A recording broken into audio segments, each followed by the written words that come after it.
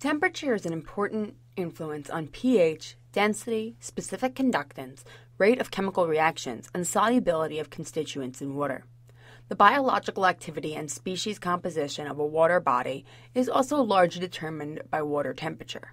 The data gathered from continuous temperature monitoring can be used to determine a stream's temperature category, cool, cold, or warm water, aid in documenting and determining the effects of thermal discharges on aquatic biota, assist in the location of potential groundwater influences to streams, and support climate change research. For continuous temperature monitoring, you will need 1 thermistor per stream site, rebar, railroad plate, and/or cinder blocks, PVC protector, zip ties, thermistor log, and a pen or a pencil. Thermistors are to be deployed in May and collected in October at a minimum. At the end of the monitoring season, volunteers will retrieve the thermistors and return them to WAVE staff for data retrieval. The goal is to have at least 1 thermistor available for each WAVE Level 2 sampling site. Attempt to place the thermistor in an area that will be submerged, well mixed, and remain free of sedimentation during the period of deployment. Try to place the thermistor in a riffle or a run as opposed to in a pool. Be sure to consider the safety of other people who use the stream when choosing the location for your thermistor. The main goals when deploying the thermistor are to keep it submerged for the duration of the season, avoid the thermistor from becoming buried by debris, and to secure it well such that the thermistor is not lost. Before deploying the thermistor, check to see if the light is blinking. If the device is not blinking, it may not be recording data. If this is the case, contact your program coordinator before deploying the thermistor. Take an accurate GPS reading or make detailed notes about where you place the thermistor in the stream. This will make it easier to find the thermistor each month. Record this information along with the device serial number, the date, and the time you place the thermistor in the stream on your thermistor log. Without this information and the thermistor log, the data collected by the device will be useless. Secure your thermistor to the inside of the PVC protector with zip ties and/or wire as necessary.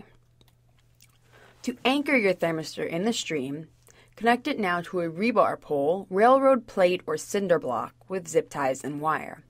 If you are using rebar, secure a zip tie around the top of the rebar to prevent the thermistor from sliding off the top end. Alternatively, you can bend the top of the rebar at a 90-degree angle. Pound the rebar into the stream bed. Angling the rebar with the flow of the water may help to prevent sedimentation on your thermistor. If you are using a cinder block or a railroad plate, wedge it into the bottom of the stream bed. Make sure that your secured thermistor is a few inches above the bottom of the stream. To avoid having someone accidentally pull up your rebar, keep it below the water level of the stream. Undercut banks work great to keep the rebar, railroad plate, or cinder block out of the way of stream users and protect the thermistor from being washed away. Once launched, the thermistors constantly log data. Check the thermistors once a month and note the dates of the checks on your thermistor log. Make sure that the thermistor is not covered by sediment or vegetation and that it is still submerged in the water. If the thermistor is not submerged when you check it, record this on your data sheet and resubmerge the thermistor. If possible, check your thermistor before anticipated high water events to make sure it is secure. At the end of the monitoring season, pull up the rebar, railroad plate, or cinder block to which the thermistor is secured. Note the date and time that your thermistor came out of the water on the thermistor log. This is important since the thermistor will continue to log data even after it is out of the stream.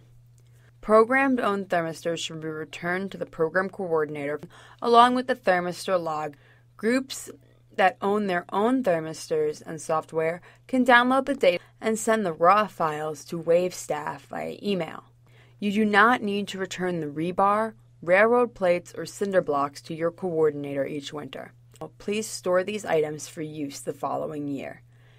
If you will not be placing the thermistors again the following year, contact your local program coordinator to see if someone else in your area can use them. Once the thermistor data have been uploaded, you can download a graph or table containing all of the data for a site from the SWIMS database. Visit the WAVE website for directions.